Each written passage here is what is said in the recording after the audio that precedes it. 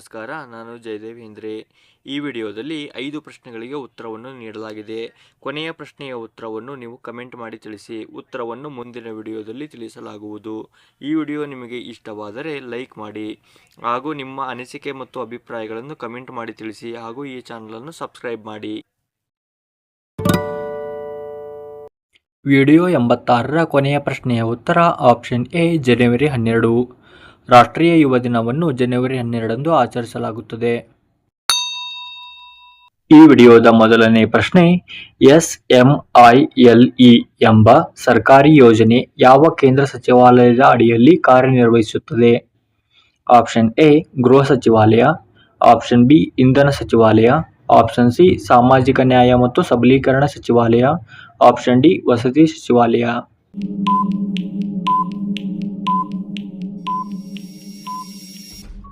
ಸರಿಯಾದ ಉತ್ತರ option C ಸಾಮಾಜಿಕ ನ್ಯಾಯ ಮತ್ತು ಸಬಲೀಕರಣ ಸಚಿವಾಲಯ. ಎರಡನೇ ಪ್ರಶ್ನೆ, ಭಾರತದ ಮೊದಲ ಮುಖ ದೃಢೀಕರಣ ವ್ಯವಸ್ಥೆಯನ್ನು ಯಾವ ರಾಜ್ಯದಲ್ಲಿ ಪ್ರಾರಂಭಿಸಲಾಯಿತು? Option A Himachal Pradesh, option B Assam, option C Maharashtra, option D Gujarat.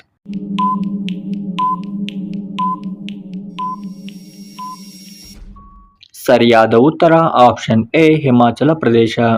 Himachal ಪ್ರದೇಶದಲ್ಲಿ ಪಡಿತರ ಚೀಟಿಗೆ ಮುಖ ದೃಢೀಕರಣ ವ್ಯವಸ್ಥೆಯನ್ನು ಮೊದಲು ಪ್ರಾರಂಭಿಸಲಾಯಿತು. ಮುಂದಿನ ಪ್ರಶ್ನೆ, ಅರ್ಮಾನಿ ಸಿಲ್ಕ್ ಯಾವ ಭಾರತೀಯ ಪ್ರದೇಶ ಅಥವಾ ರಾಜ್ಯದೊಂದಿಗೆ ಸಂಬಂಧ ಹೊಂದಿದೆ?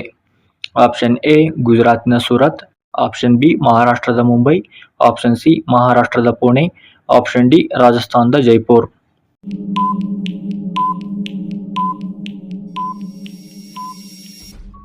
ಸರಿಯಾದ ಉತ್ತರ ಆಪ್ಷನ್ ಎ ಗುಜರಾತ್ನ ಸೂರತ್. ಮುಂದಿನ ಪ್ರಶ್ನೆ, ಸರ್ಕಾರಿ ಮಾನದಂಡಗಳ ಪ್ರಕಾರ ಸ್ವಸಹಾಯ ಸಂಘವನ್ನು ರಚಿಸಲು ಅಗತ್ಯವಿರುವ ಕನಿಷ್ಠ ಸಂಖ್ಯೆಯ ಸದಸ್ಯರು ಎಷ್ಟು?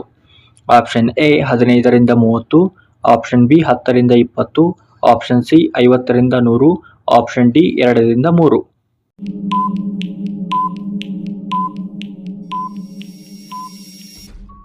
ಸರಿಯಾದ ಉತ್ತರ ಆಪ್ಷನ್ ಬಿ 10ರಿಂದ 20 ಮಂದಿ ಸದಸ್ಯರಿರಬೇಕು.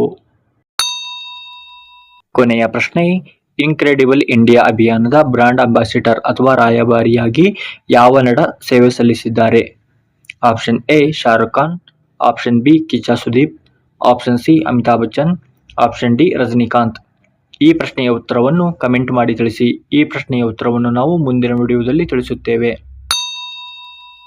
ಸಂಪೂರ್ಣವಾಗಿ ವಿಡಿಯೋವನ್ನು ನೋಡಿದ್ದಕ್ಕಾಗಿ ಧನ್ಯವಾದಗಳು.